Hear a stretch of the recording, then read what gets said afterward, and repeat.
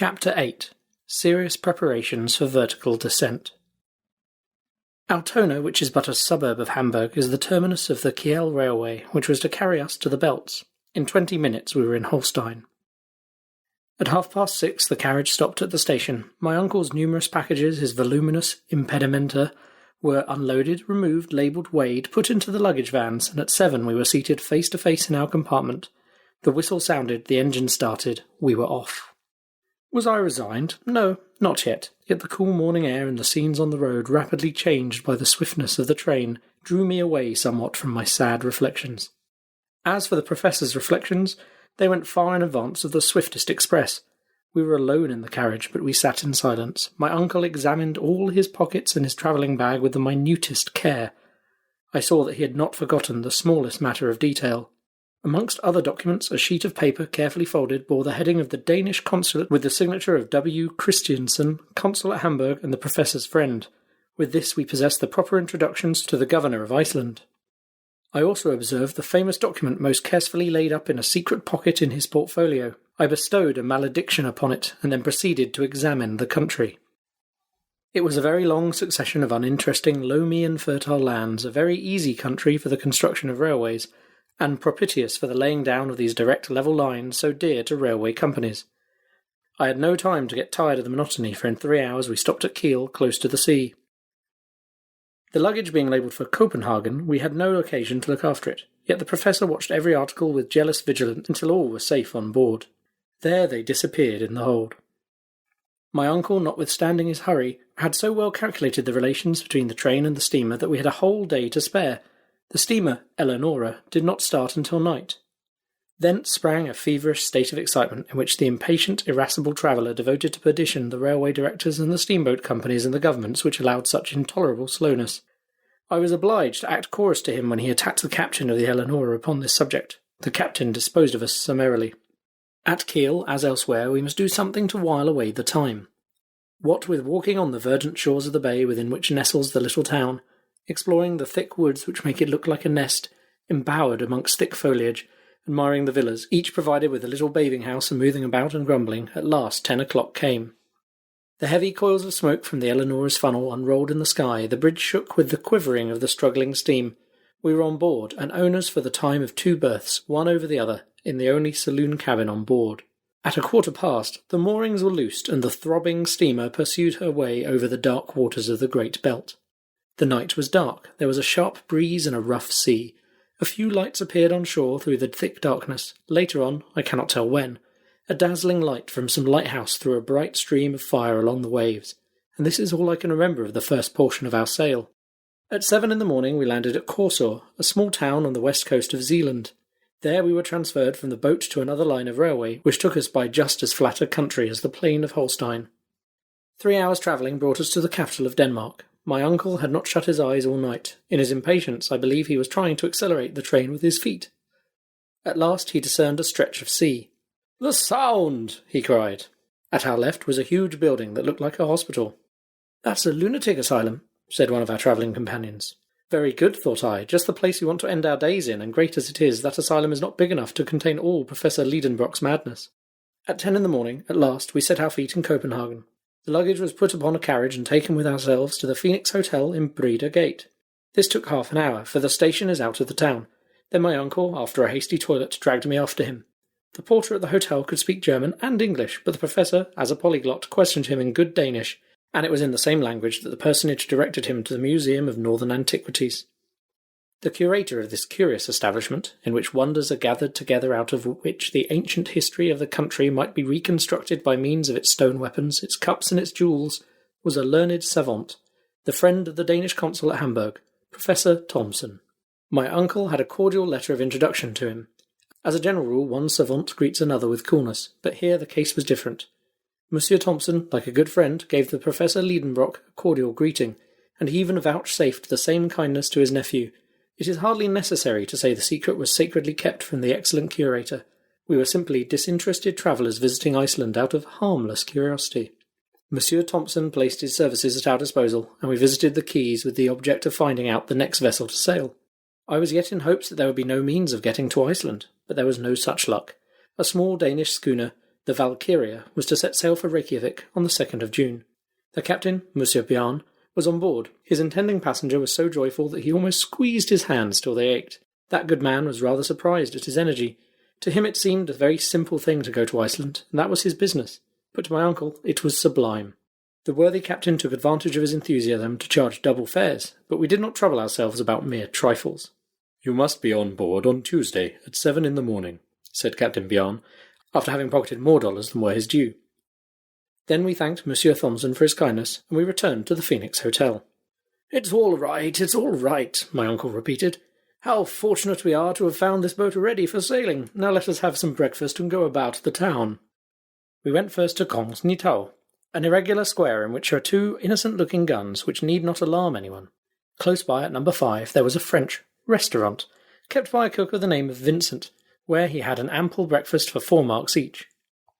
Then I took a childish pleasure in exploring the city. My uncle let me take him with me, but he took notice of nothing, neither the insignificant King's Palace nor the pretty 17th-century bridge which spans the canal before the museum, nor that immense cenotaph of Thorvaldsen's, adorned with horrible mural painting and containing within it a collection of the sculptor's works, nor in a fine park the toy-like chateau of Rosenberg, nor the beautiful Renaissance edifice of the Exchange, nor its spire composed of the twisted tails of 4 bronze dragons, nor the great windmill on the rampart, whose huge arms dilated in the sea breeze like the sails of a ship.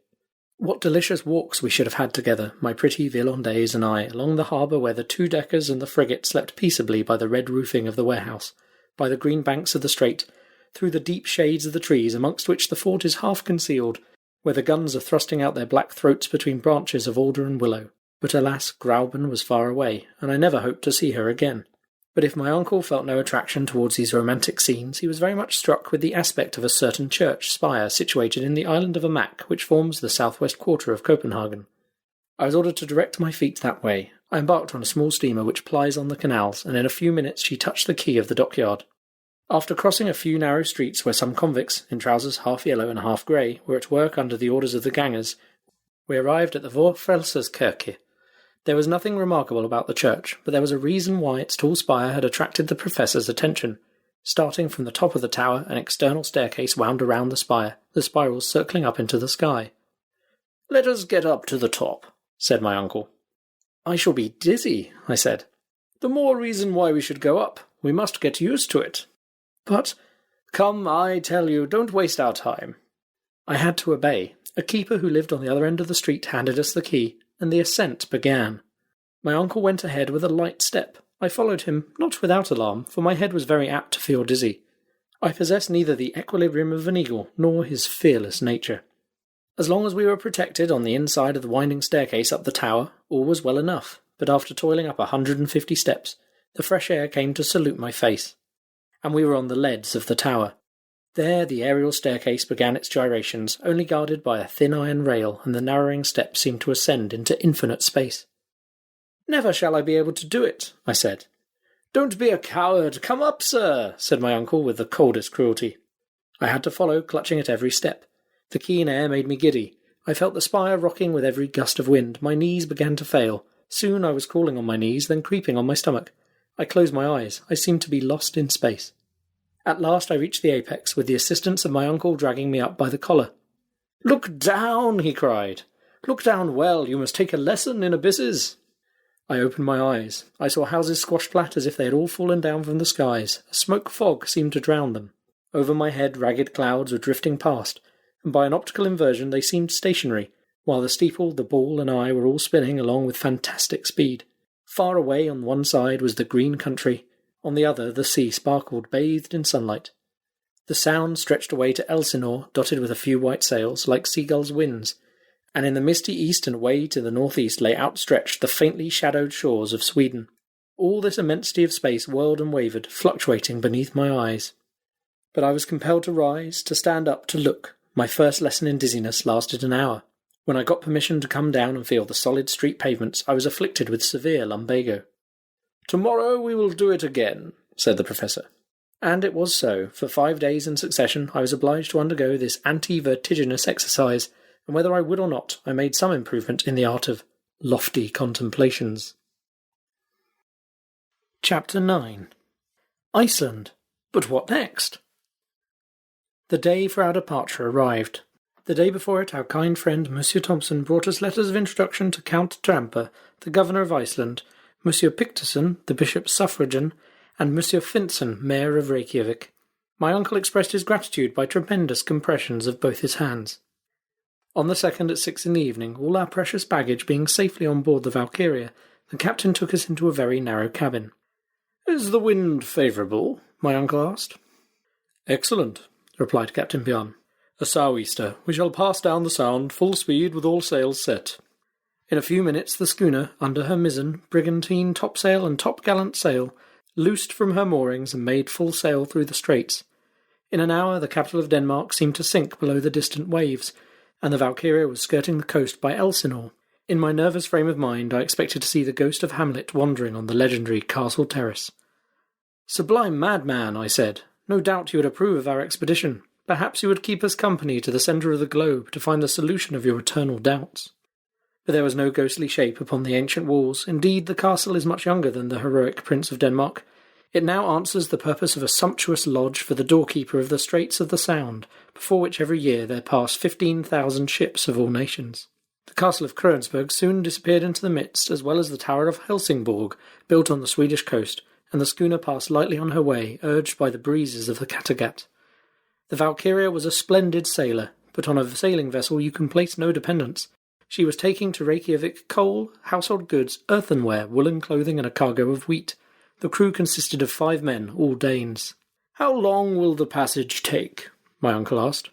10 days, the captain replied, "if we don't meet a nor'wester in passing the Faroes." "But are you not subject to considerable delays?" "No, Monsieur Liedenbrock, don't be uneasy. We shall get there in very good time." At evening the schooner doubled the score at the northern point of Denmark.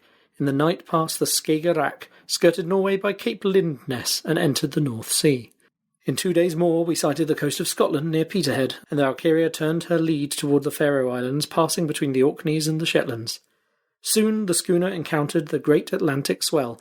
She had to tack against the north wind and reach the Faroes only with some difficulty. On the 8th the captain made out Myggeness, the southernmost of these islands, and from that moment took a straight course for Cape Portland, the most southerly point of Iceland. The passage was marked by nothing unusual. I bore the troubles of the sea pretty well. My uncle, to his own intense disgust, and his greater shame, was ill all through the voyage. He therefore was unable to converse with the captain about Snæfell, the way to get to it, the facilities for transport. He was obliged to put off these inquiries until his arrival, and spent all his time at full length in his cabin, of which the timbers creaked and shook with every pitch she took. It must be confessed he was not undeserving of his punishment. On the 11th we reached Cape Portland. The clear, open weather gave us a good view of Myrdalsjökull, which overhangs it. The cape is merely a low hill with steep sides standing lonely by the beach. The Valkyria kept at some distance from the coast, taking a westerly course amidst great shoals of whales and sharks. Soon we came in sight of an enormous perforated rock through which the sea dashed furiously. The Westman islets seemed to rise out of the ocean like a group of rocks in a liquid plain. From that time the schooner took a wide berth and swept at a great distance round Cape Reykjanes, which forms the western point of Iceland. The rough sea prevented my uncle from coming on deck to admire these shattered and surf-beaten coasts. 48 hours after, coming out of a storm which forced the schooner to scud under bare poles, we sighted east of us the beacon on Cape Skagen, where dangerous rocks extend far away seaward. An Icelandic pilot came on board, and in 3 hours the Valkyria dropped her anchor before Reykjavik in Faxa Bay. The professor at last emerged from his cabin, rather pale and wretched-looking, but still full of enthusiasm and with ardent satisfaction shining in his eyes. The population of the town, wonderfully interested in the arrival of a vessel from which everyone expected something, formed in groups upon the quay. My uncle left in haste his floating prison, or rather hospital, but before quitting the deck of the schooner he dragged me forward and pointing with outstretched finger north of the bay at a distant mountain terminating in a double peak, a pair of cones covered with perpetual snow, he cried, "Snæfell! Snæfell!" Then, recommending me by an impressive gesture to keep silence, he went into the boat which awaited him. I followed, and presently we were treading the soil of Iceland. The first man we saw was a good-looking fellow enough, in a general's uniform. Yet he was not a general but a magistrate, the governor of the island, Monsieur le Baron Trompe himself. The professor was soon aware of the presence he was in. He delivered from his letters from Copenhagen, and then followed a short conversation in the Danish language, the purport of which I was quite ignorant of, and for a very good reason. But the result of this first conversation was that Baron Tramper placed himself entirely at the service of Professor Liedenbrock. My uncle was just as courteously received by the mayor, Monsieur Finson, whose appearance was as military, and disposition and office as pacific, as the governor's. As for the bishop's suffragan, Monsieur Picterson, he was at that moment engaged on an episcopal visitation in the north. For the time we must be resigned to wait for the honour of being presented to him, but Monsieur Fridriksson, Professor of Natural Sciences at the School of Reykjavik, was a delightful man, and his friendship became very precious to me. This modest philosopher spoke only Danish and Latin. He came to proffer me his good offices in the language of Horace, and I felt that we were made to understand each other. In fact, he was the only person in Iceland with whom I could converse at all. This good-natured gentleman made over to us 2 of the 3 rooms which his house contained, and we were soon installed in it with all our luggage, the abundance of which rather astonished the good people of Reykjavik. "Well, Axel," said my uncle, "we are getting on, and now the worst is over." "The worst?" I said, astonished. "To be sure, now we have nothing to do but go down." "Oh, if that is all, you're quite right. But after all, when we have gone down, we shall have to get up again, I suppose." "Oh, I don't trouble myself about that. Come, there's no time to lose. I'm going to the library. Perhaps there is some manuscript of Saknussemm's there, and I should be glad to consult it." "Well, while you are there, I will go into the town. Won't you?" "Oh, that is very uninteresting to me. It is not what is upon this island, but what is underneath, that interests me." I went out and wandered wherever chance took me. It would not be easy to lose your way in Reykjavik. I was therefore under no necessity to inquire the road, which exposes one to mistakes when the only medium of intercourse is gesture. The town extends along a low and marshy level between 2 hills. An immense bed of lava bounds it on one side and falls gently towards the sea. On the other extends the vast bay of Faxa, shut in at the north by the enormous glacier of the Snæfell, and of which the Valkyria was, for the time, the only occupant. Usually the English and French conservators of fisheries moor in this bay, but just then they were cruising about the western coasts of the island. The longest of the only 2 streets that Reykjavik possesses was parallel with the beach. Here live the merchants and traders in wooden cabins made of red planks set horizontally. The other street, running west, ends at the little lake between the house of the bishop and the other non-commercial people. I had soon explored these melancholy ways. Here and there I got a glimpse of faded turf, looking like a worn-out bit of carpet, or some appearance of a kitchen garden, the sparse vegetables of which, potatoes, cabbages, and lettuces, would have figured appropriately upon a Lilliputian table. A few sickly wallflowers were trying to enjoy the air and sunshine. About the middle of the tin commercial street I found the public cemetery, enclosed with a mud wall, and where there seemed plenty of room. Then a few steps brought me to the governor's house, a butt compared with the town hall of Hamburg, a palace in comparison with the cabins of the Icelandic population. Between the little lake and the town, the church is built in the Protestant style, of calcined stones extracted out of the volcanoes by their own labour and at their own expense. In high westerly winds it was manifest that the red tiles of the roof would be scattered in the air, to the great danger of the faithful worshippers. On a neighbouring hill I perceived the National School, where, as I was informed later by our host, were taught Hebrew, English, French, and Danish. 4 languages of which, with shame I confess it, I don't know a single word. After an examination I should have had to stand last of the 40 scholars educated at this little college, and I should have been held unworthy to sleep along with them in one of those little double closets, where most delicate youths would have died of suffocation the very first night. In 3 hours I had not seen only the town but its environs. The general aspect was wonderfully dull, no trees and scarcely any vegetation. Everywhere bare rocks, signs of volcanic action.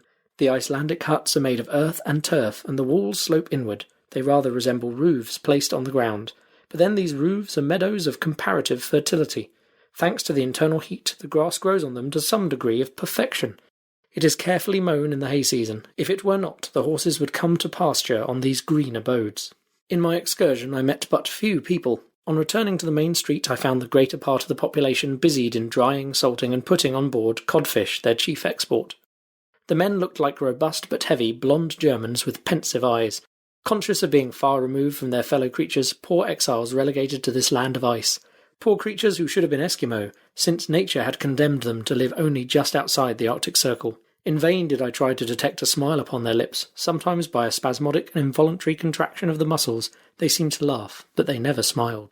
Their costume consisted of a coarse jacket of black woolen cloth called in Scandinavian lands a vadmel, a hat with a very broad rim, trousers with a narrow edge of red, and a bit of leather rolled round the foot for shoes. The women looked as sad and as resigned as the men. Their faces were agreeable but expressionless, and they wore gowns and petticoats of dark vadmel. As maidens, they wore over their braided hair a little knitted brown cap. When married, they put around their heads a coloured handkerchief crowned with a peak of white linen. After a good walk, I returned to Monsieur Fridrikson's house, where I found my uncle already in the host's company. Chapter 10. Interesting Conversations with Icelandic Savants. Dinner was ready. Professor Liedenbrock devoured his portion voraciously, for his compulsory fast on board had converted his stomach into a vast, unfathomable gulf. There was nothing remarkable in the meal itself, but the hospitality of our host, more Danish than Icelandic, reminded me of the heroes of old. It was evident that we were more at home than he was himself. The conversation was carried on in the vernacular tongue, while my uncle mixed with German and Monsieur Fridrikson with Latin for my benefit. It turned upon scientific questions as befits philosophers, but Professor Liedenbrock was excessively reserved, and at every sentence spoke to me with his eyes, enjoining the most absolute silence upon our plans. In the first place, Monsieur Fridrikson wanted to know what success my uncle had had at the library. "Your library? Why, there is nothing but a few tattered books upon almost deserted shelves." "Indeed," replied Monsieur Fridrikson. "Why, we possess 8,000 volumes, many of them valuable and scarce, works in the old Scandinavian language, and we have all the novelties that Copenhagen sends us every year." "Where do you keep your 8,000 volumes? For my part—" "Oh, Monsieur Liedenbrock, they are all over the country. In this icy region we are fond of study. There is not a farmer nor a fisherman that cannot read and does not read. Our principle is that books, instead of growing mouldy behind an iron grating, should be worn out under the eyes of many readers. Therefore these volumes are passed from one to another, read over and over, referred to again and again, and it often happens that they find their way back to their shelves only after an absence of a year or two." "And in the meantime," said my uncle, rather spitefully, "strangers?" "Well, what would you have? Foreigners have their libraries at home, and the first essential for labouring people is that they should be educated. I repeat to you that the love of reading runs in Icelandic blood. In 1816 we founded a prosperous literary society. Learned strangers think themselves honoured in becoming members of it. It publishes books which educate our fellow countrymen and do the country great service. If you will consent to being a corresponding member, Herr Liedenbrock, you will be giving us great pleasure." My uncle, who had already joined about 100 learned societies, accepted with a grace which evidently touched Monsieur Fridrikson. "Now," said he, "will you be kind enough to tell me what books you hope to find in our library, and I may perhaps enable you to consult them?" My uncle's eyes and mine met. He hesitated. This direct question went to the root of the matter, but after a moment's reflection he decided on speaking. "Monsieur Fridrikson, I wish to know if amongst your ancient books you possessed any of the works of Arne Saknussemm." "Arne Saknussemm?" replied the Reykjavik professor. "You mean the learned 16th century savant, and a naturalist, a chemist, and a traveller?" "Just so." "One of the glories of Icelandic literature and science?" "That's the man." "An illustrious man anywhere?" "Quite so." "And whose courage was equal to his genius?" "I see that you know him well." My uncle was bathed in delight at hearing his hero thus described. He feasted his eyes upon Monsieur Fridrikson's face. "Well," he cried, "where are his works?" "His works? We have them not." "What? Not in Iceland?" "They are neither in Iceland nor anywhere else."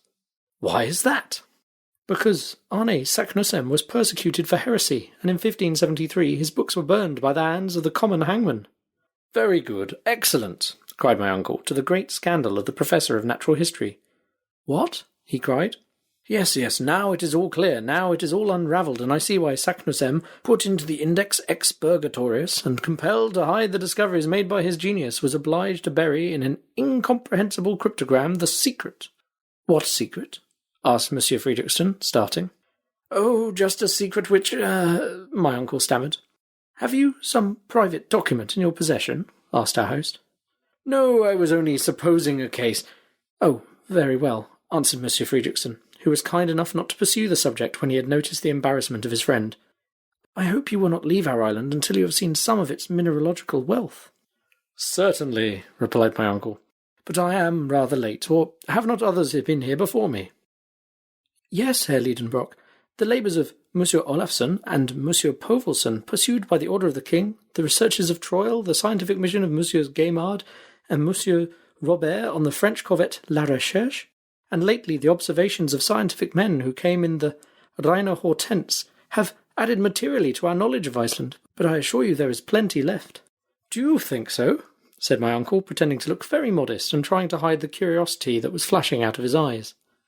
Oh yes, how many mountains, glaciers, and volcanoes there are to study, which are as yet but imperfectly known. Then, without going any further, that mountain in the horizon, that is Snaefell. Ah, said my uncle, as coolly as he was able. Is that Snaefell? Yes, one of the most curious volcanoes, and the crater of which has scarcely ever been visited. Is it extinct? Oh yes, more than 500 years. Well, replied my uncle, who was frantically locking his legs together to keep himself from jumping in the air, that is where I mean to begin my geological studies. There on that what did you call it? Snaefell, replied the excellent Monsieur Friedrichsen. This part of the conversation was in Latin. I had understood every word of it, and I could hardly conceal my amusement at seeing my uncle trying to keep down the excitement and satisfaction which were brimming over in every limb and every feature. He tried hard to put on an innocent little expression of simplicity, but it looked like a diabolical grin. Yes, said he, your words decide me. We will try to scale that Snaefell. Perhaps even we may pursue our studies in its crater. I am very sorry, said Monsieur Friedrichsen, that my engagements will not allow me to absent myself, or I would have accompanied you myself with both pleasure and profit. Oh, no, replied my uncle with great animation. We would not disturb any one for the world, Monsieur Friedrichsen. Still, I thank you with all my heart. The company of such a talented man would have been very serviceable. But the duties of your profession, I am glad to think that our host, in the innocence of his Icelandic soul, was blind to the transparent artifices of my uncle. I very much approve of your beginning with that volcano, Monsieur Liedenbrock. You will gather a harvest of interesting observations. But tell me, how do you expect to get to the peninsula of Snaefell? By sea, crossing the bay. That's the most direct way. No doubt, but it is impossible. Why? Because we don't possess a single boat at Reykjavik. You don't mean to say so. You will have to go by land, following the shore. It will be longer, but more interesting. Very well, then, and now I shall have to see about a guide. I have one to offer you. A safe, intelligent man. Yes, an inhabitant of that peninsula. He is an eiderdown hunter, and very clever. He speaks Danish perfectly. When can I see him? Tomorrow, if you like. Why not today? Because he won't be here until tomorrow. Tomorrow, then, added my uncle with a sigh. This momentous conversation ended in a few minutes with warm acknowledgments paid by the German to the Icelandic professor. At this dinner my uncle had just elicited important facts, amongst others, the history of Saknussemm, the reason of the mysterious document, that his host would not accompany him in his expedition, and that the very next day a guide would be waiting upon him. Chapter 11. A Guide Found to the Centre of the Earth. In the evening I took a short walk on the beach and returned at night to my plank bed where I slept soundly all night. When I awoke I heard my uncle talking at a great rate in the next room. I immediately dressed and joined him. He was conversing in the Danish language with a tall man of robust build. This fine fellow must have been possessed of a great strength. His eyes, set in a large and ingenuous face, seemed to me very intelligent. They were of a dreamy sea blue. Long hair, which would have been called red, even in England, fell in long meshes upon his broad shoulders. The movements of this native were lithe and supple, but he made little use of his arms in speaking, like a man who knew nothing or cared nothing about the language of gestures. His whole appearance bespoke perfect calmness and self-possession, not indolence but tranquillity. It was felt at once that he would be beholden to nobody, that he worked for his own convenience, and that nothing in this world could astonish or disturb his philosophic calmness. I caught the shades of this Icelander's character by the way in which he listened to the impassioned flow of words which fell from the professor. He stood with arms crossed, perfectly unmoved by my uncle's incessant gesticulations. A negative was expressed by a slow movement of the head from left to right, an affirmative by a slight bend, so slight that his long hair scarcely moved. He carried economy of motion even to parsimony. Certainly I should never have dreamt in looking at this man that he was a hunter. He did not look likely to frighten his game, nor did he seem as if he would even get near it. But the mystery was explained when Monsieur Friedrichsen informed me that his tranquil personage was only a hunter of the eider duck, whose under plumage constitutes the chief wealth of the island. This is the celebrated eider down, and it requires no great rapidity of movement to get it. Early in summer the female, a very pretty bird, goes to build her nest among the rocks of the fjords with which the coast is fringed. After building the nest she feathers it with down plucked from her own breast. Immediately the hunter, or rather the trader, comes and robs the nest, and the female recommences her work. This goes on as long as she has any down left. When she has stripped herself bare, the male takes his turn to pluck himself. But as the coarse and hard plumage of the male has no commercial value, the hunter does not take the trouble to rob the nest of this. The female therefore lays her eggs in the spoils of her mate, the young are hatched, and the next year the harvest begins again. Now, as the eider duck does not select steep cliffs for her nest, but rather the smooth, terraced rocks which slope to the sea, the Icelandic hunter might exercise his calling without any inconvenient exertion. He was a farmer who was not obliged either to sow or reap his harvest, but merely to gather it in. This grave, phlegmatic, and silent individual was called Hans Bjelke, and he came recommended by Monsieur Fridriksson. He was our future guide. His manners were a singular contrast with my uncle's. Nevertheless, they soon came to understand each other. Neither looked at the amount of the payment. The one was ready to accept whatever was offered. The other was ready to give whatever was demanded. Never was bargain more readily concluded. The result of the treaty was that Hans engaged on his part to conduct us to the village of Starpi, on the south shore of the Snæfell Peninsula, at the very foot of the volcano.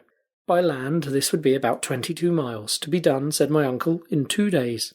But when he learnt that the Danish mile was 24,000 feet long, he was obliged to modify his calculations and allow 7 or 8 days for the march. 4 horses were to be placed at our disposal, 2 to carry him and me, and 2 for the baggage. Hans, as was his custom, would go on foot. He knew all that part of the coast perfectly, and promised to take us the shortest way. His engagement was not to terminate with our arrival at Starpi. He was to continue in my uncle's service for the whole period of his scientific researches, for the remuneration of 3 riksdales a week, about 12 shillings. But it was an express article of the covenant that his wages should be counted out to him every Saturday at 6 o'clock in the evening, which, according to him, was one indispensable part of the engagement. The start was fixed for the 16th of June. My uncle wanted to pay the hunter a portion in advance, but he refused with one word. "Efter," said he. "After," said the professor, for my edification. The treaty concluded, Hans silently withdrew. "A famous fellow," cried my uncle, "but he little thinks of the marvellous part he has to play in the future. So he is to go with us as far as the centre of the earth, Axel." 48 hours were left before our departure. To my great regret, I had to employ them in preparations, for all our ingenuity was required to pack every article to the best advantage. Instruments here, arms there, tools in this package, provisions in that, 4 sets of packages in all. The instruments were, number 1, an Eigel centigrade thermometer graduated up to 150 degrees, 302 degrees Fahrenheit, which seemed to me too much or too little. Too much if the internal heat was to rise so high, for in this case we should be baked. Not enough to measure the temperature of springs or any matter in a state of fusion. Number 2. An aneroid barometer to indicate extreme pressures of the atmosphere. An ordinary barometer would not have answered the purpose, as the pressure would increase during our descent to a point which the mercurial barometer would not register.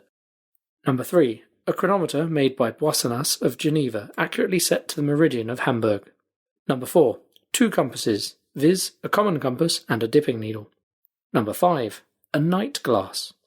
Number 6. 2 of Ruhmkorff's apparatus, which, by means of an electric current, supplied a safe and handy portable light.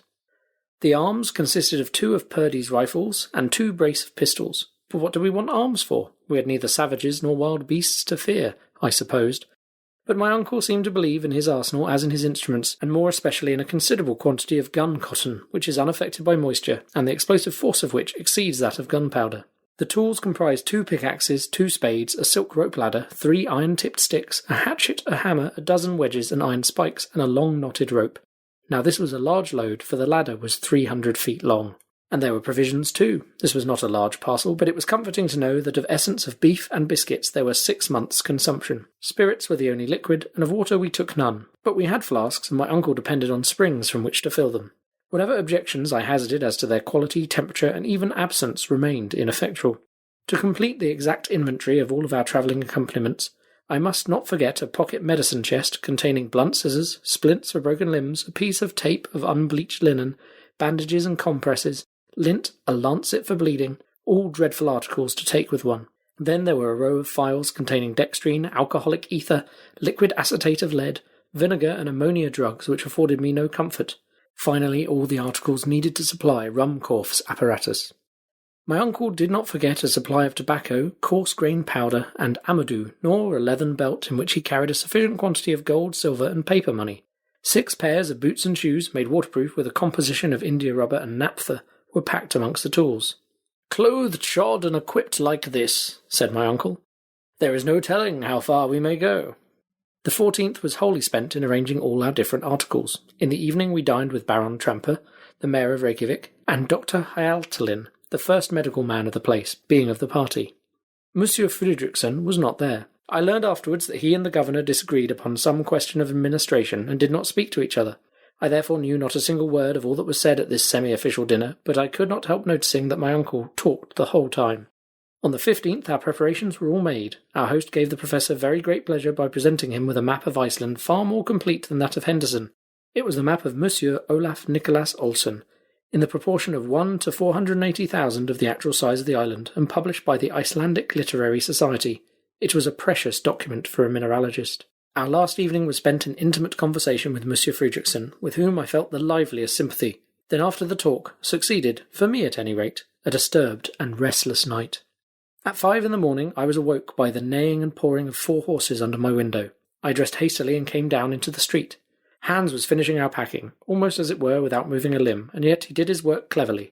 My uncle made more noise than execution, and the guide seemed to pay very little attention to his energetic directions. At 6 o'clock our preparations were over. Monsieur Fridriksson shook hands with us. My uncle thanked him heartily for his extreme kindness. I constructed a few fine Latin sentences to express my cordial farewell.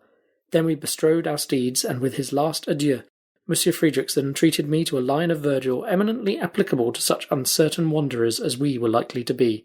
Et quacumque viam dedent fortuna sequamur.